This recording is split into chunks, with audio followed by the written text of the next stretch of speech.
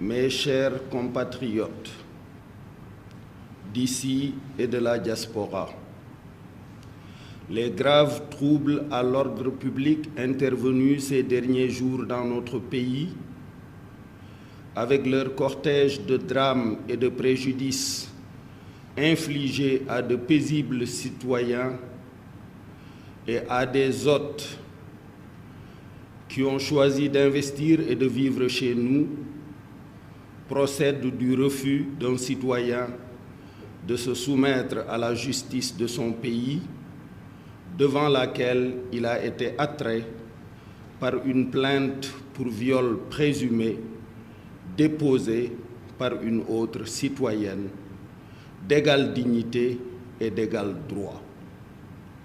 Je voudrais présenter mes condoléances aux familles des victimes, ainsi qu'à l'ensemble du peuple sénégalais, et convoiter d'Allah qu'il les accueille dans son paradis le plus élevé. J'exprime toute ma solidarité et toute ma compassion à l'endroit des compatriotes et hôtes qui ont subi des dommages dans leurs biens et dans leurs personnes et exhorte l'État à les secourir au mieux. J'exprime toute ma fierté, toute ma reconnaissance, toutes mes félicitations à nos forces de sécurité et de défense, les meilleures au monde, pour leur professionnalisme, leur courage, leur sens de la mesure et de la responsabilité qui ont permis de contenir des assauts d'une violence inouïe avec une admirable maîtrise.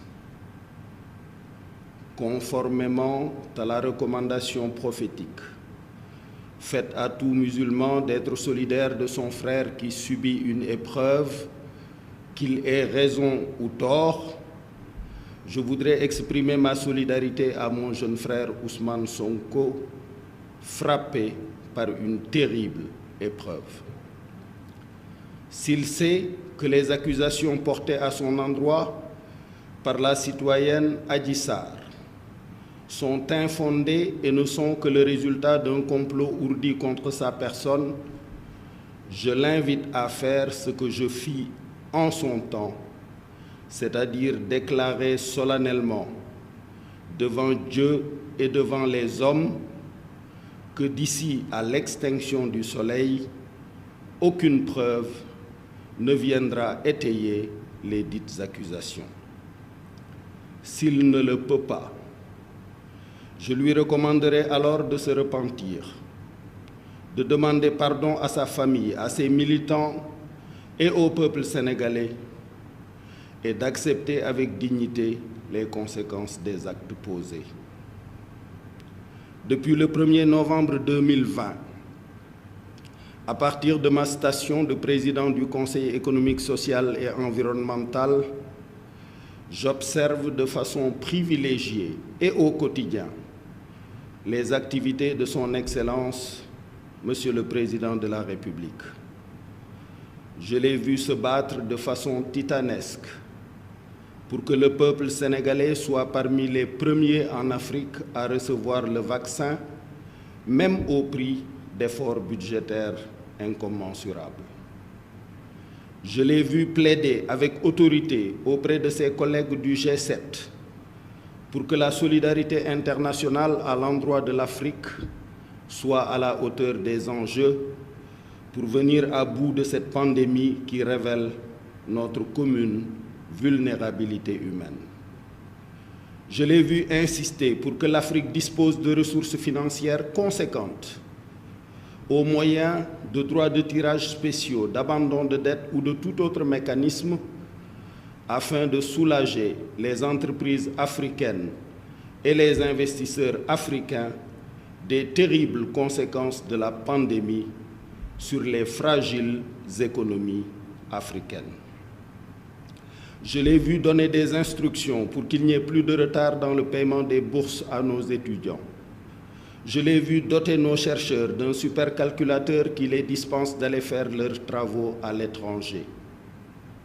Je l'ai vu répondre avec grâce aux sollicitations de ses collègues du G5 Sahel en contribuant de façon significative à la lutte contre le terrorisme djihadiste dans notre sous-région. Je le vois quotidiennement préparer avec soin son mandat en 2022 à la tête de l'Union africaine. En conséquence de tout ceci, j'atteste, j'affirme qu'il n'a pas le temps de conduire un opposant plusieurs fois à suite beauté, ni de fomenter de sordides activités qui se seraient passées dans ce salon de massage. J'invite les militantes et les militants de l'opposition, patriotes sincères, partageant avec nous l'amour du pays, de sa paix, de ses intérêts et de sa prospérité, à ne pas servir de bouclier à un quelconque gourou, à ne pas se laisser manipuler ni infiltrer par des intérêts encagoulés, nationaux comme internationaux, qui, frustrés de ne pas accéder aux ressources pétrolières et gazières du Sénégal, frustrés de ne pas voir l'État accéder à leurs demandes illégitimes, nourrissent le plan de déstabiliser notre pays.